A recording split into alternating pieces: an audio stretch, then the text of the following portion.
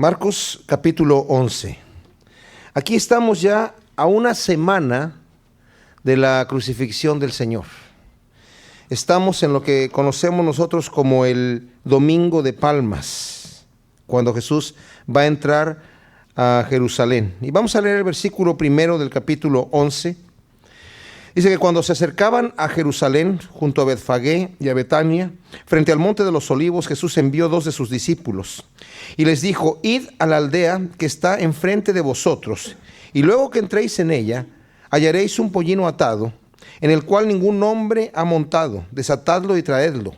Y si alguien os dijere: ¿por qué hacéis esto?, decid que el Señor lo necesita y que luego lo devolverá.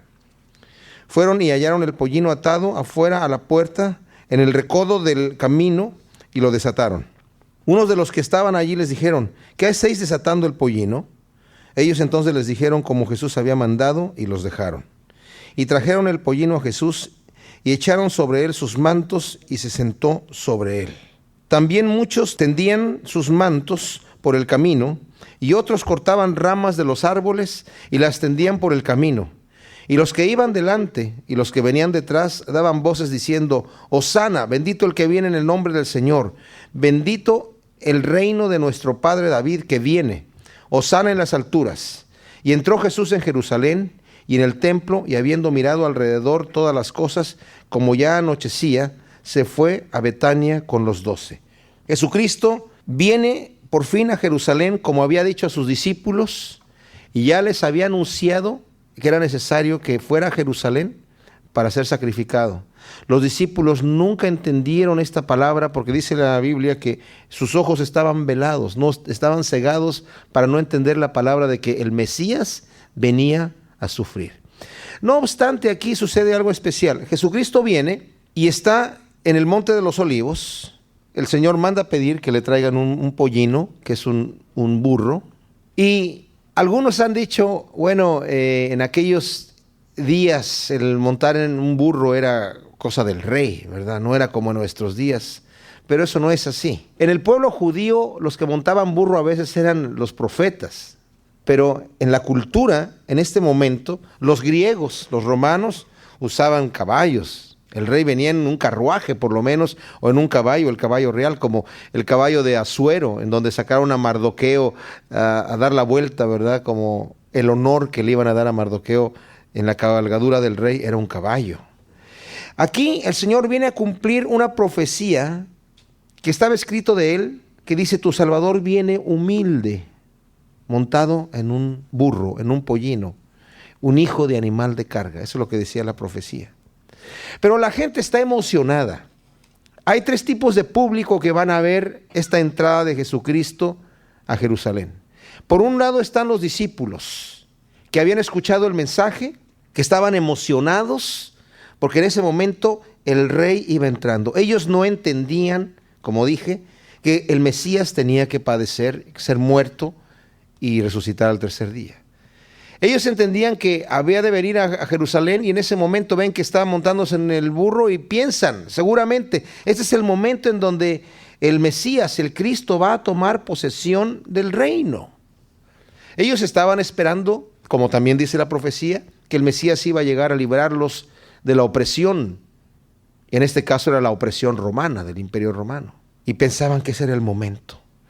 Había también gente que se les pegaba a estos discípulos que seguían a Jesucristo, y que, de acuerdo a las narraciones de Juan, del Evangelio de Juan, dicen que esta gente estaba muy emocionada y sorprendida porque habían visto a Lázaro vivo. Era notorio a toda la gente de Jerusalén, de Betania, de donde era Lázaro, de la ciudad de Lázaro, que habían visto a Lázaro morir, y fue notorio a toda la gente. De manera que cuando Lázaro es resucitado, toda la gente lo empieza a ver, y es un testimonio palpable del poder de Dios. Y dice que mucha gente venía a verlo y lo estaban aclamando rey porque habían visto las maravillas que había hecho con Lázaro. Tanto así que nos dice Juan que los fariseos habían acordado matar a Lázaro para que ya se acabara la evidencia, ¿verdad? Claro, eso no llegó a suceder, porque primero prendieron al Señor. Entonces estaban estos 3 tipos de público: estaban los discípulos, estaban la gente que venían aclamándolo rey porque habían visto el milagro de la resurrección de Lázaro. Y también estaban los religiosos fariseos, que a ellos no les caía muy bien ver a Jesucristo montado en el burro y siendo aclamado rey. Estaban asustados y preocupados. Y dice: el Señor entra en el templo y ve todo lo que está sucediendo ahí y no dice nada y se va a Betania. Al día siguiente, cuando salieron de Betania, tuvo hambre. Betania, como dije, está como a unos 2 kilómetros de Jerusalén. Por eso toda la gente de Betania y de Jerusalén conocían a Lázaro. Al día siguiente, cuando salieron de Betania, tuvo hambre, y viendo de lejos una higuera que tenía hojas, fue a ver si tal vez hallaba en ella algo, pero cuando llegó a ella, nada halló sino hojas, pues no era tiempo de higos. Entonces Jesús dijo a la higuera: nunca más coma nadie fruto de ti. Y lo oyeron sus discípulos. Ahora, ¿por qué el Señor maldice la higuera si dice aquí la Escritura que no era tiempo de higos? La higuera, este tipo de higuera, le nacen los higos antes de que salgan las hojas. Empiezan a crecer los higos verdes. Cuando tiene ya las hojas, los higos están un poquito más grandes, pero todavía son verdes. Y más adelante, en el verano, es cuando se recoge el fruto de los higos. ¿Por qué el Señor maldice la higuera?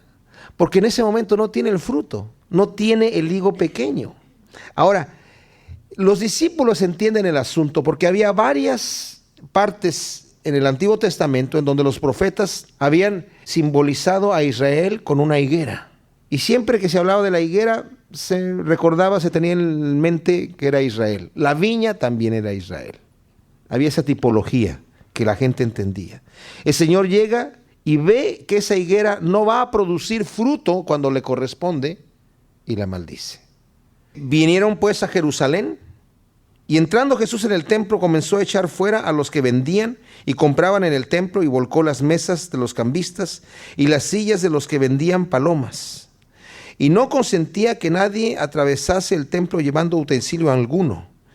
Y les enseñaba diciendo: ¿no está escrito, mi casa será llamada casa de oración para todas las naciones? Mas vosotros la habéis hecho cueva de ladrones.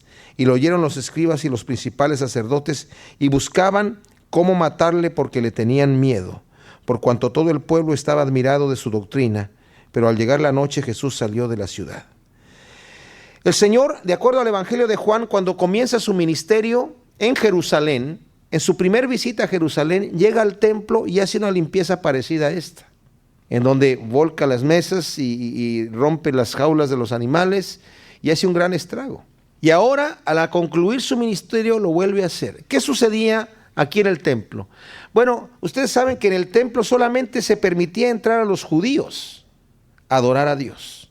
Afuera del templo estaba lo que se conoce como el atrio de los gentiles, en donde si alguna persona que no era judía quería venir a adorar a Dios, era lo más cerca que podía llegar del templo, porque el templo era el lugar único donde se podían hacer los sacrificios. Dios lo designó de esa manera.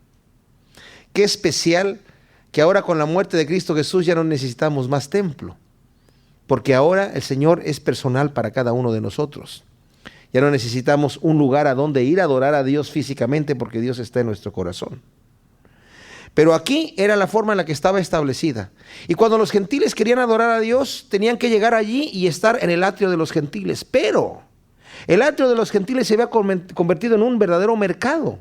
Estaban solamente vendiendo y traficando dinero, animales, de una manera abusiva. Además, se dice, según la tradición, que los sumos sacerdotes, Caifás y Anás, y algunos de los príncipes de los sacerdotes, estaban en el negocio que estaba allí en el templo.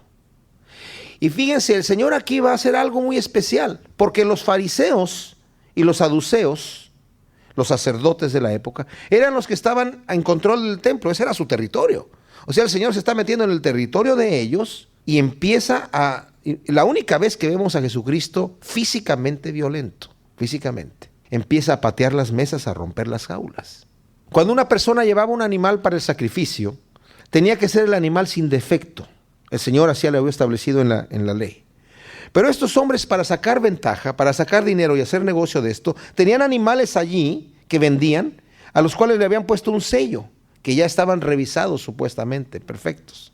Uno podía comprar el animal en el mercado, Y le salía mucho más barato. Le salía como 5 veces más barato. Y acá valía más. Ahora, si lo compraba en el mercado y lo traía sin el sello de aprobación del sacerdote, el sacerdote le buscaba cualquier defectito. Ah, mira, no te sirve, mira cómo tiene el dedito ahí. No, ¿viste? Está defectuoso. Hubieras comprado aquí, te hubieras ahorrado el dinero, ahora ya gastaste en vano. Y también cambiaban el dinero de diferentes tipos de moneda, de donde viniera la gente, porque los judíos de diferentes partes del mundo venían a adorar a Dios, al templo, que era el lugar donde se adoraba al Señor. Y cuando llegaban y iban a dar la ofrenda, los sacerdotes no permitían que echaran cualquier tipo de dinero ahí. Tenía que ser el shekel del templo. Entonces tenían ahí sus cambistas, a ver de qué moneda traes, ¿qué trajiste? ¿Dólares? ¿Qué trajiste? ¿Lempiras? O lo que sea. Y los cambiaban allí, ¿verdad? Para lo que fuera, para el shekel del templo. Y no dejaban que se diera tampoco la moneda romana. Y con eso hacía negocio. Y el Señor está enojado porque el lugar donde los gentiles pueden venir a adorar, no pueden adorar. Se ha convertido en un mercado. Y dice que no permitía que nadie llevara instrumento alguno. Imagínense, Señor, ¿a dónde vas? Siéntate allí. Ha de haber sido realmente un espectáculo. Y nadie le echó mano. Nadie se atrevió a hacer nada. Saben, yo he visto el lugar, si ustedes, no sé cuántos de ustedes han tenido la oportunidad de ir a Israel, pero allá en Jerusalén tienen en el hotel King David, Rey David, tienen una maqueta grandísima, ¿verdad?, de cómo era Jerusalén supuestamente en la época de Jesucristo, y tienen el templo ahí, un tremendo edificio. El atrio de los gentiles es grandísimo. Y el Señor en todo ese lugar se pasó un buen rato rompiendo y quebrando mesas y todo el asunto, deshaciéndole su tianguis ahí a la gente, ¿verdad? Aquí estos hombres querían, dice, le tenían miedo, perdón, en el versículo 18 dice que los escribas y los principales sacerdotes buscaban cómo matarle, pero le tenían miedo a la gente que estaba admirado de él.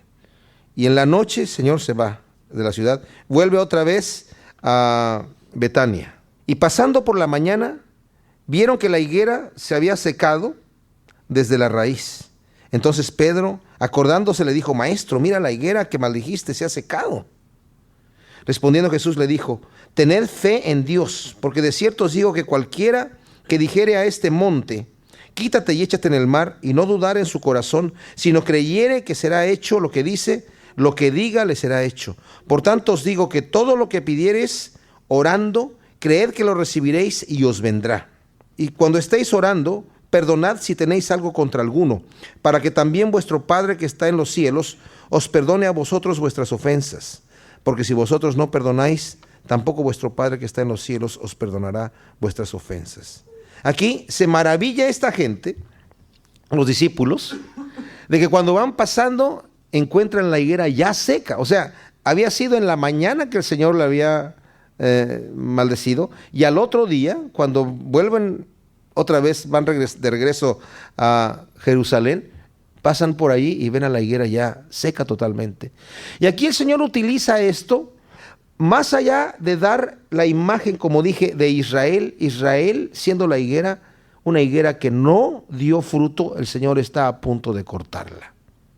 Está a punto de cortarla. Y cuando viene en el año 70, después de Jesucristo, es cuando viene Tito, invade Jerusalén, y de ahí en adelante la nación de Israel desaparece como nación.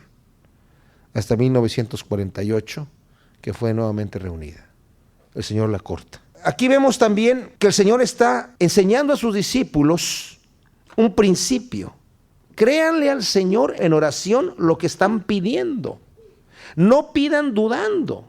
De hecho, el verbo original, cuando dice aquí en el versículo 24, por tanto os digo que todo lo que pidiereis orando, creed que lo recibiréis y os vendrá.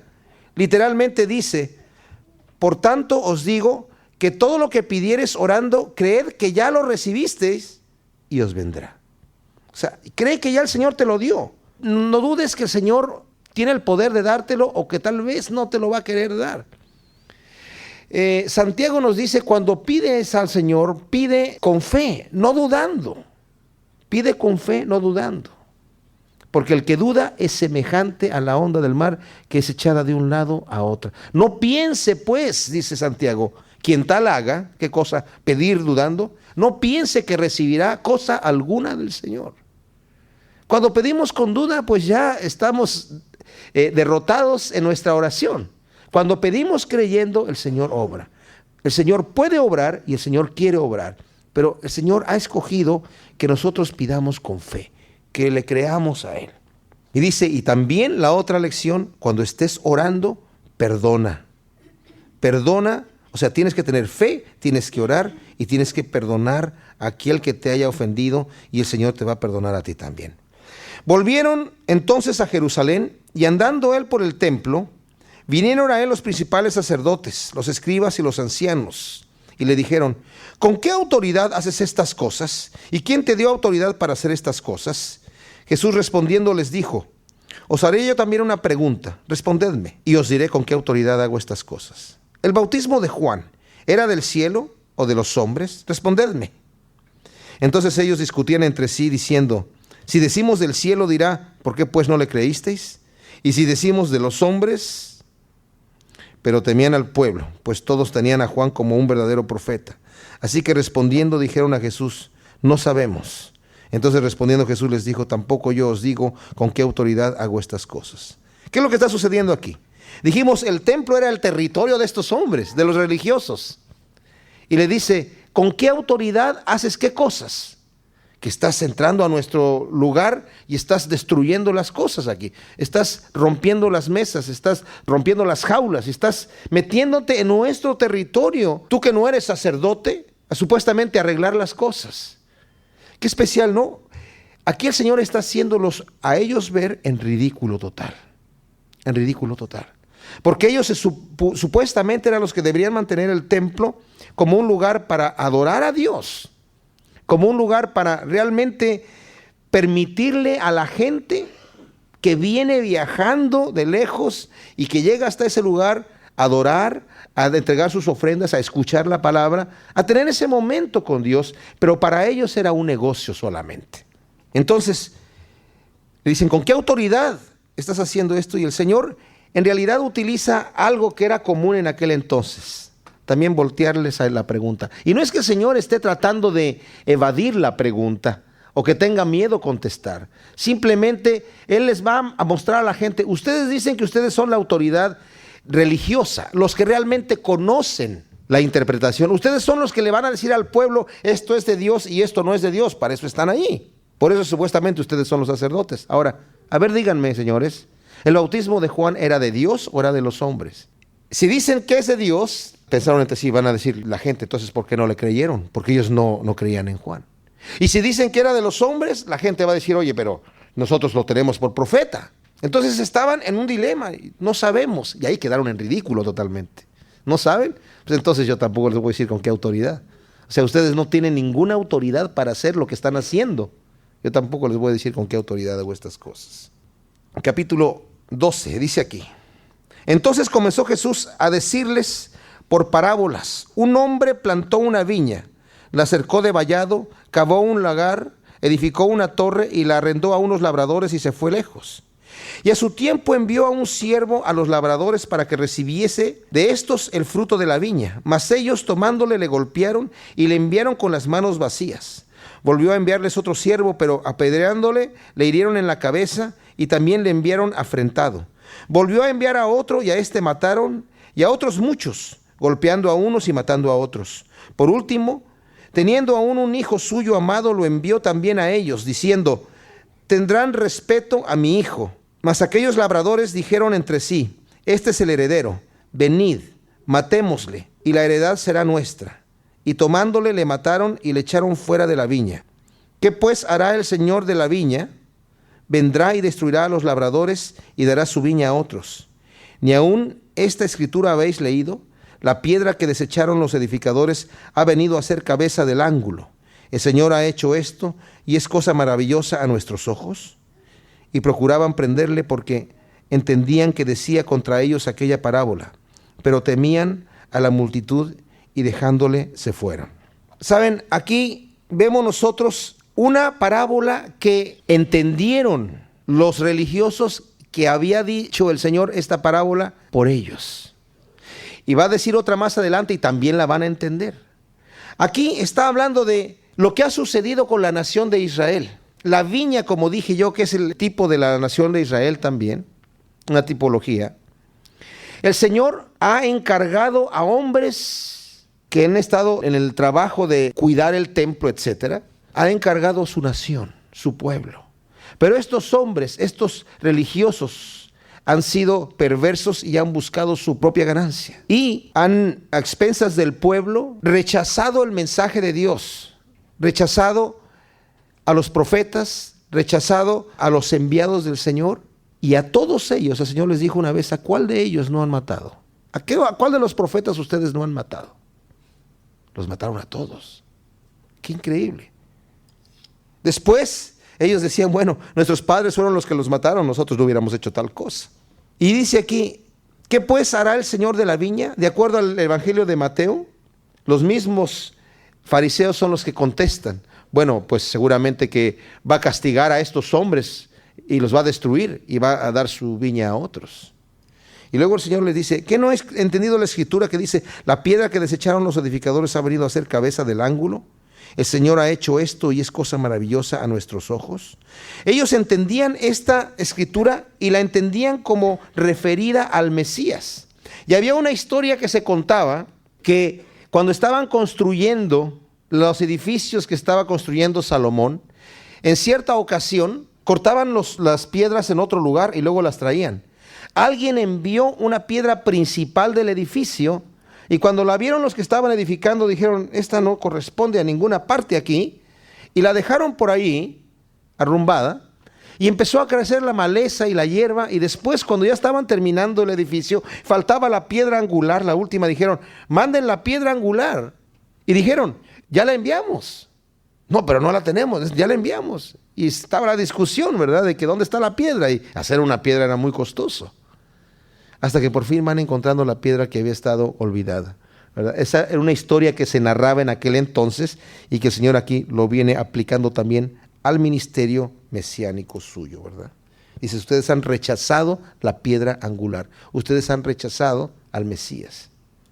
Mateo 12:13. Aquí están Jesucristo en Jerusalén discutiendo con los fariseos. Empieza una serie de preguntas y respuestas con estos hombres.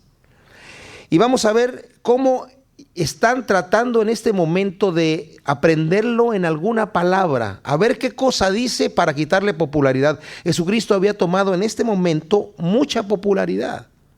El pueblo lo estaba siguiendo por lo que había pasado acerca de la resurrección de Lázaro. El día anterior había venido entrando en el burro y la gente lo había aclamado rey. Toda esa gente está allí, es testigo de todo lo que está sucediendo. Y estos hombres quieren de alguna manera hacerlo caer en alguna palabra. Y dice aquí en el versículo 13 que enviaron a algunos de los fariseos y de los herodianos para que les sorprendiesen en alguna palabra. Es la maquinación. Viniendo ellos le dijeron, maestro, sabemos que eres hombre veraz y que no te cuidas de nadie porque no miras la apariencia de los hombres, sino que con verdad enseñas el camino de Dios.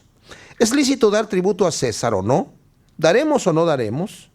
Mas él, percibiendo la hipocresía de ellos, les dijo, ¿por qué me tentáis? Traedme la moneda para que la vea. Ahora, imagínense ustedes, los herodianos y los fariseos en cierta manera eran enemigos ideológicos y de práctica. Los fariseos vivían para cumplir la ley. Ellos estaban del lado supuestamente del pueblo judío y en contra de cualquier sistema establecido que no fuera judío. Les molestaba sobremanera que estuviesen bajo la opresión del Imperio Romano y por eso había constantes rebeliones de los judíos contra los romanos. No era un pueblo fácil de gobernar los judíos, porque ellos decían, no, a nosotros nos gobierna Dios, y no querían de ninguna manera someterse al gobierno de César. Y por si fuera poco, el César también quería un tipo de respeto divino. El César quería que lo adoraran como si fuera una divinidad. De hecho, tenían, toda la gente que estaba bajo el Imperio Romano, por lo menos un día tenían que adorar y decir, César es el Señor, aunque fuera de otra religión. aunque tuviera su propia religión. Pero si por lo menos ese día que se tenía que hacer eso, la persona decía César es el Señor, le extendían un certificado que le daba permiso para adorar a Dios el resto del año, en la religión que tuviera. Pero los judíos no hacían eso. La autoridad romana sabía que los judíos estaban mejor dispuestos a morir antes que decir César es el Señor. Y los cristianos navegaron al principio con la bandera de judíos, pero después los judíos dijeron, no, estos no son de los nuestros. Y por eso obligaban a los cristianos a decir César es el Señor, y si no los echaban al foso de los leones, ¿verdad? Entonces, aquí los herodianos era una gente que de alguna manera respetaban la descendencia, la dinastía de los Herodes, respetaban el gobierno romano y eran judíos, aborrecidos obviamente por los fariseos, eran contrarios en ideologías totalmente. Pero aquí se juntan este lazo tenebroso y malvado del odio común. ¿Saben? El odio une a gente que no se puede unir de otra manera. Más adelante nos va a decir, como nos dijo en Mateo, que Herodes y Pilatos eran enemigos hasta que cuando Pilato le envió a Jesucristo ya azotado, ¿verdad? Todo sangrando a Herodes, para ver Herodes qué iba a hacer con él. Y Herodes, como no lo pudo hacer un milagro, lo azotó también, hizo burla y lo mandó otra vez con Pilato, y desde ahí se hicieron amigos. Aquí está pasando la misma situación. Vienen a tentar al Señor y le vienen con una pregunta. Una pregunta donde ellos pensaron, aquí sí lo vamos a aprender. Y le dicen, a ver, Señor, a ver tú que dices la verdad y no le temes a nadie, Señor, tú que eres veraz y no te cuidas de la opinión de los hombres, dinos, Señor, ¿es lícito darle tributo a César o no? Pensaban entre sí.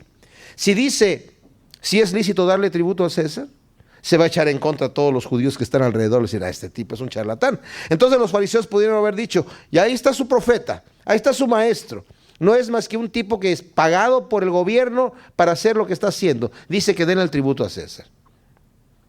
Pero si dice no le den tributo a César, nosotros somos una nación que dependemos de Dios, etcétera, están los herodianos ahí y van con el chisme al Pilato y dicen, ahí hay un tipo que está haciendo una insurrección en contra del gobierno romano, y rapidito, ¿verdad? De cualquier manera, lo que responda, con eso está frito, ¿verdad? Con lo que responda, ya pudimos con él. Mas él, percibiendo la hipocresía de ellos, dice el versículo 15, les dijo, ¿por qué me tentáis? Traedme la moneda para que la vea. Ellos se la trajeron y les dijo, ¿de quién es esta imagen y la inscripción? Ellos dijeron, de César. Respondiendo Jesús les dijo, dad a César lo que es de César y a Dios lo que es de Dios. Y se maravillaron de él. Tremenda respuesta, tremenda respuesta.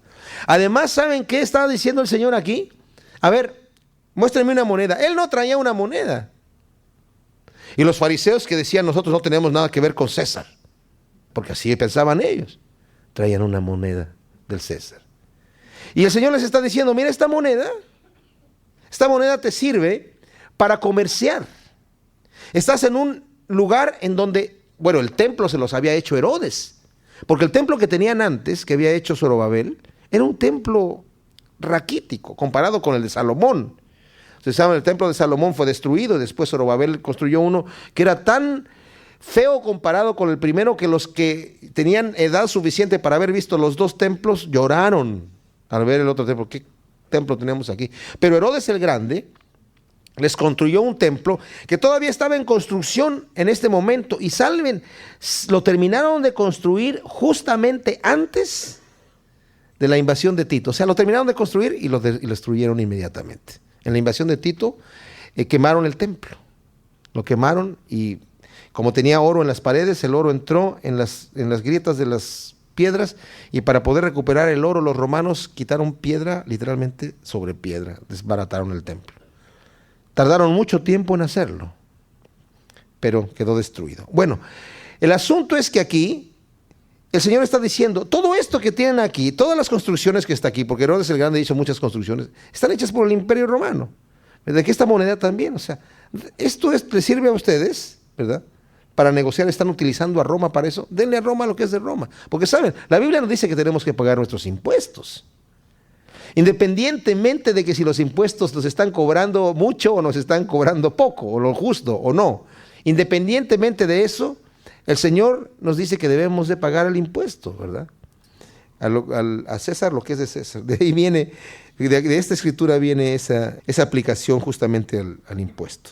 Y quedan avergonzados nuevamente. Entonces vinieron a él los saduceos que dicen que no hay resurrección y le preguntaron diciendo: Maestro, Moisés nos escribió que si el hermano de alguno muriere y dejare esposa, pero no dejare hijos, que su hermano se case con ella y levante descendencia a su hermano. Hubo 7 hermanos. El primero tuvo esposa y murió sin dejar descendencia. El segundo se casó con ella y murió y tampoco dejó descendencia. El tercero de la misma manera. Así los 7 y no dejaron descendencia, y después de todos murió también la mujer. En la resurrección, pues, cuando resuciten, ¿de cuál de ellos será ella mujer, ya que los 7 la tuvieron por mujer? Ahora, esta ley sí está en el Antiguo Testamento. Si una persona se casaba un hombre con una mujer y moría él sin haber dejado descendencia, para que las herencias, las posesiones no se perdieran en otras familias, para conservarla, si había un hermano menor que no estaba casado, debía tomar a la viuda por mujer. El primer hijo conservaba la herencia del difunto, y ya los demás hijos, pues la herencia de la persona misma, ¿no? Pero de esa manera no se disipaban. Era por ese motivo que el Señor había puesto esa ley. Y aquí estos hombres, los saduceos, que eran de la alta sociedad, de la gente más rica, eran los saduceos. Los sumos sacerdotes eran saduceos. No creían en la resurrección. No tomaban ninguno de los libros del Antiguo Testamento, con excepción de los 5 primeros libros, el Pentateuco, los de Moisés. Lo demás ellos no lo respetaban. No creían en la existencia de ángeles ni de espíritus. Ellos pensaban que la ley de Dios fue dada a los hombres como algo para poder vivir aquí en la tierra bien, y se acabó, y nos morimos y ahí se acabó todo. Por eso eran muy materialistas ellos. Y le traen un argumento al Señor, como yo me imagino que era la historia que ellos ya la contaban. O sea, ya tenían su argumento hecho. Dile el de la viuda, dile el de los 7 hermanos, ¿verdad? Es como esa gente que llega: sí, Dios es muy poderoso. A ver, ¿Él puede hacer una piedra tan grande que no la pueda cargar? A ver, pues no. Entonces no es todopoderoso. Bueno, sí la puede hacer. Pero si no la puede cargar, entonces ya tampoco es todopoderoso. Sí, ese argumento absurdo, ¿verdad? Aquí ya tenían ellos su cuento. Dile el de los 7 hermanos. A ver, había una viuda así. Y el Señor, ¿qué les responde? Una vez que dan su historia, su cuento. Entonces, respondiendo, Jesús les dijo: ¿no erráis por esto, porque ignoráis las Escrituras y el poder de Dios? Porque cuando resuciten de los muertos, ni se casarán, ni se darán en casamiento, sino serán como los ángeles que están en los cielos. Pero respecto a que los muertos resucitan, ¿no habéis leído en el libro de Moisés cómo le habló Dios en la zarza, diciendo: yo soy el Dios de Abraham, el Dios de Isaac y el Dios de Jacob? Dios no es Dios de muertos, sino Dios de vivos, así que vosotros mucho erráis. ¡Qué tremendo! Otra vergüenza para estos hombres. No escarmentaban los descalabros que sufrían, ¿verdad? Sino que volvían otra vez con la misma situación. Y aquí el Señor les dice: ustedes, señores intérpretes de la ley, saduceos, yerran ignorando las Escrituras y el poder de Dios. ¿Saben? Esto es importante porque mucha gente no cree en los milagros hoy en día. ¿Y saben por qué no creen en los milagros? Porque ignoran el poder de Dios. Dios es poderoso para hacer lo que hizo antes, lo que va a hacer ahora y lo que va a hacer siempre. Ignoran el poder de Dios. Y aquí el Señor les dice: ustedes están errando no conociendo las Escrituras. ¿Por qué? No conocen la Escritura porque el Señor dijo: yo soy Dios de Abraham, Dios de Isaac y Dios de Jacob. ¿Y a quién se lo dijo? A Moisés, al que ustedes respetan. Al que ustedes respetan por sus escritos y como profeta. A él le dijo Moisés: yo soy el Dios de Abraham, de Isaac y de Jacob. No le dijo: yo fui el Dios de Abraham y fui el Dios de Isaac, ya no existen, y de Jacob, ya se murieron. Yo soy el Dios de ellos porque están vivos. Y ahí los dejó sin respuesta. Tanto que los fariseos les dio gusto. Y cuando leemos en los otros evangelios, están muy contentos los fariseos de que los hicieron callar, porque eran rivales de doctrina, ¿verdad? Los fariseos sí creían en la resurrección, por supuesto. Acercándose uno de los escribas, que los había oído disputar y sabía que les había respondido bien, le preguntó: ¿cuál es el primer mandamiento de todos? Jesús le respondió: el primer mandamiento de todos es: oye Israel, el Señor nuestro Dios, el Señor uno es. Y amarás al Señor tu Dios con todo tu corazón, con toda tu alma y con toda tu mente y con todas tus fuerzas. Este es el principal mandamiento, y el segundo es semejante: amarás a tu prójimo como a ti mismo. No hay otro mandamiento mayor que estos. Entonces el escriba le dijo: bien, maestro, verdad has dicho, que uno es Dios y no hay otro fuera de él. Y el amarle con todo el corazón y con todo el entendimiento y con toda el alma y con todas las fuerzas, y amar al prójimo como a uno mismo, es más que todos los holocaustos y sacrificios. Jesús entonces, viendo que había respondido sabiamente, le dijo: no estás lejos del reino de Dios. Y ya ninguno osaba preguntarle. Aquí Mateo nos dice que este hombre llegó para tentarle, pero aquí Marcos nos lo está presentando de otra manera. No es que haya contradicción en la palabra de Dios, sino que algunos evangelistas se profundizan más en ciertos relatos que otros. Y aquí se profundiza un poco más Mateo en la pregunta de este hombre. Este hombre, por la respuesta que da a lo que le dice el Señor, el comentario, vemos, y por el comentario que hace el Señor mismo, no estás muy lejos del reino de Dios, vemos que este hombre vino con una pregunta sincera. ¿Cuál es el gran mandamiento? Tal vez al principio fue situación de tentarle y de quedar bien con los demás, pero cuando escuchó la respuesta, este hombre abre su corazón a Dios. ¿Y cuál es la pregunta? ¿Cuál es el primer mandamiento? ¿Saben? Los fariseos y los intérpretes de la ley les gustaba sentarse a discutir cuánto pesaba cada mandamiento, cuál era más importante y qué tipo de valor tenían. Aquí el Señor responde sin titubear y dice: el primer mandamiento es: amarás a Dios con toda tu alma, con toda tu mente, tus fuerzas, y le añade a lo que estaba escrito en Deuteronomio: y con toda tu mente, con toda tu inteligencia, con todo lo que tú tienes, tienes que amar a Dios. Y el segundo mandamiento es semejante: amarás a tu prójimo como a ti mismo. Dice, de estos dos mandamientos depende toda la ley y los profetas, dice en Mateo. Y saben, a esto se refiere el Señor, cuando dice esto se refiere a una cosa. La tabla de los 10 mandamientos son 2 tablas. La primera tenía 4 mandamientos y la segunda tenía 6. Los primeros 4 eran relativos al hombre y Dios. Amarás a Dios sobre todas las cosas y no tendrás dioses ajenos delante de mí, ¿verdad? Segundo mandamiento: no te harás ninguna imagen para adorarla, para venerarla de ninguna cosa, arriba en el cielo, debajo de la tierra o debajo en las aguas. No te inclinarás a ellas, porque yo soy tu Dios, Jehová, fuerte y celoso, que visito la maldad de los padres y de los hijos hasta la 4ª generación, y hago bendición por millares a los que me aman. El tercer mandamiento: no jurarás usando el nombre de Dios en vano. Y el cuarto: guarda y santifica el día sábado para tu Dios. Eran relativos a Dios y el hombre, Israel, ¿verdad? Y los otros 6 mandamientos que estaban en la otra tabla eran relativos al hombre y al hombre. Honrarás a tu padre y a tu madre. No matarás, no hurtarás, no adulterarás, no codiciarás, etc. Y el Señor está diciendo: si tú amas a Dios con todo tu corazón, con toda tu alma y con toda tu mente, estás cumpliendo la primera tabla. Y si amas a tu prójimo como a ti mismo, estás cumpliendo la segunda tabla. Y con esto estás cumpliendo toda la ley y todo lo que Dios demanda. ¡Qué especial! El Señor nos demanda a nosotros el amar. Y saben, es importante que nosotros, dice Juan en sus cartas, que tengamos ese amor a nuestro prójimo, porque es fácil decir yo amo a Dios. Dice, si tú dices que amas a Dios y aborreces a tu prójimo, eres un mentiroso.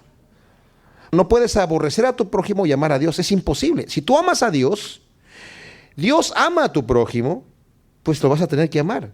Yo no puedo concebir que haya una persona que se diga amigo mío y que aborrezca a mis hijos. Yo amo a mis hijos, y si hay una persona que se dice que es amigo mío y me ama, tiene que amar a mis hijos. Si no, no puedo concebir que alguien diga que me ama a mí y aborrece a mis hijos, porque mis hijos son el objeto de mi amor también, ¿me entienden? Entonces, esto tiene que funcionar de esa manera. Y este escriba le dice: Señor, has dicho bien. Y ya nadie osaba preguntarle, porque vieron la respuesta clara de parte de Dios. Enseñando Jesús en el templo decía: ¿cómo dicen los escribas que el Cristo es hijo de David? Porque el mismo David dijo por el Espíritu Santo, dijo el Señor a mi Señor: siéntate a mi diestra, hasta que ponga a tus enemigos por estrado de tus pies. David mismo le llama Señor. ¿Cómo pues es su hijo? y gran multitud del pueblo le oía de buena gana. Aquí el Señor hace una pregunta, ¿verdad? Un juego de palabras en cierta manera, porque ellos, el título que le daban al Mesías era hijo de David. Y con esto ya nadie le puede contestar esto que el Señor expone aquí. Dice, David conocía que el Cristo era el Hijo de Dios también. Era Dios mismo, era el Señor. Porque los escribas y fariseos, aunque respetaban al Mesías que iba a venir, lo conocían como un profeta, no lo reconocían como el Hijo de Dios. Cuando Pedro dice, tú eres el Cristo, el Hijo del Dios viviente, está hablando de una revelación nueva que el Señor le había dado a Pedro mismo.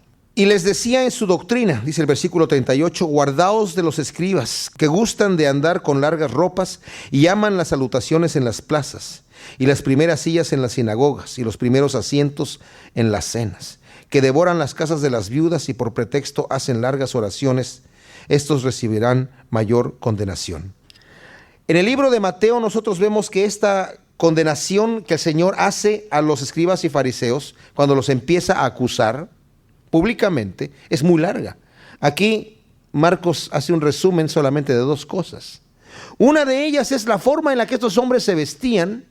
Era para mostrar a la gente que realmente eran religiosos. Muchos de estos fariseos tenían que trabajar en trabajos normales para subsistir, pero otros vivían de ofrendas que la gente les daba.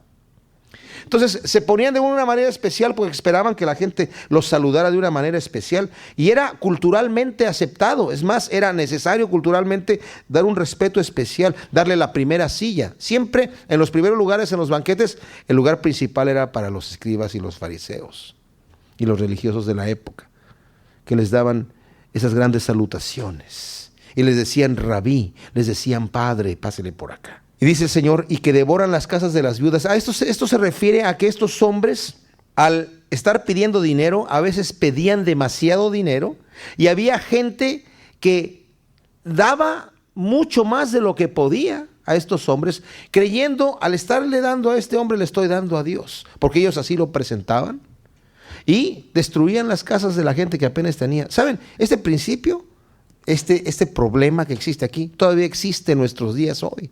Desgraciadamente, hay gente que hace negocio del evangelio, hay gente que abusa, hay gente que, y yo no sé cómo le van a contestar a Dios cuando el Señor los llame a cuentas. Yo he escuchado cosas terribles de gente que abusando quita el dinero a la gente. Wow, yo no quiero estar en esos zapatos, ¿verdad?, cuando estén delante del Señor. La gente da de buena gana y lo da para el Señor y el Señor así lo recibe, pero esta gente que ha abusado, cuando entreguen cuentas a Dios, quién sabe cómo van a estar. Así que todavía existe ese mismo problema y para estas personas estaría este ay que dice aquí el Señor. Estando Jesús sentado delante del arca de la ofrenda, miraba cómo el pueblo echaba dentro en el arca y muchos ricos echaban mucho. Y vino una viuda pobre y echó 2 blancas, o sea, un cuadrante. Entonces, llamando a sus discípulos, les dijo, de cierto os digo que esta viuda pobre echó más que todos los que han echado en el arca, porque todos han echado de lo que les sobra, pero esta, de su pobreza, echó todo lo que tenía, todo su sustento. Fíjense qué impresionante es esto. 2 blancas. 2 blancas no servían más que para comprar un pedazo de pan. Era tan insignificante el valor de una blanca que los fariseos decían que nadie podía echar solamente una, por lo menos tenía que echar 2, porque era tan poquito que cómo va a echar una, tiene que echar por lo menos 2. Y esta viuda llega y cuando pone el dinero ahí, el Señor hace la observación, miren, todos los que están echando ahí, de lo que les sobra están echando. Y había algunos que echaban haciendo tocar trompeta, esa era la costumbre de la gente. En el Evangelio de Mateo dice, tú cuando ofrendes, no sepa tu izquierda lo que hace tu derecha. O sea, hazlo en silencio, no hagas tocar trompeta. Clan, clan, clan, clan, clan. Y la soltaban así para que viera la gente cuánto echaban. Pero esta mujer avergonzada, me imagino, llega a echar sus 2 blancas, humilde, sin tener nada más. Me imagino avergonzada sin que nadie la viera. El Señor la ve. Y no solamente el Señor la ve, sino el Señor la toma en cuenta y dice, esa mujer ha dado más que todos. Y para memoria de ella, estamos hablando de ella hoy en la noche. Y todo el mundo que lee este pasaje en los evangelios, habla de ella para memoria de ella. Y el Señor se lo tomó en cuenta. Yo no sé qué pasó con la viuda después. Ella pudo haber, con esos 2 blancas, pudo haber comprado un trozo de pan que la iba a sustentar ese día. Literalmente dio todo su sustento. El Señor sabía, esta mujer no tiene más, yo sé su condición. Él es Dios y sabe la condición de la viuda. Y aún así la viuda se levantó de su lugar donde ella vivía, trajo sus 2 blancas y en vez de decir, pero Señor, tú sabes que con esto tengo que comprar pan para no morirme de hambre, no te puedo dar ofrenda. Ella llegó y le entregó al Señor todo lo que tenía. Me imagino el galardón que va a tener esta mujer, o que ya tiene, en el reino de los cielos. Debe ser impresionante. Oremos. Señor, te doy gracias por tu palabra.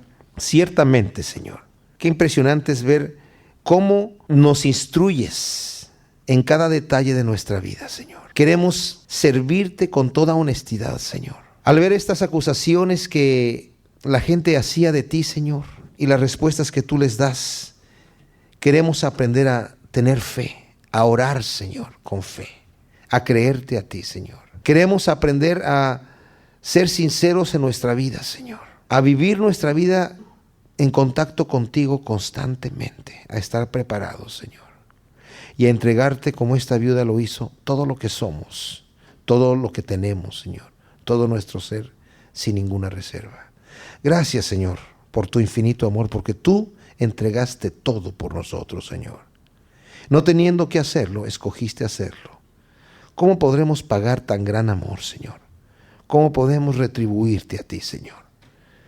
Queremos entregarte todo lo que somos y te pedimos que tú, Señor, nos transformes. Queremos agradarte en todo. En el nombre de Cristo Jesús.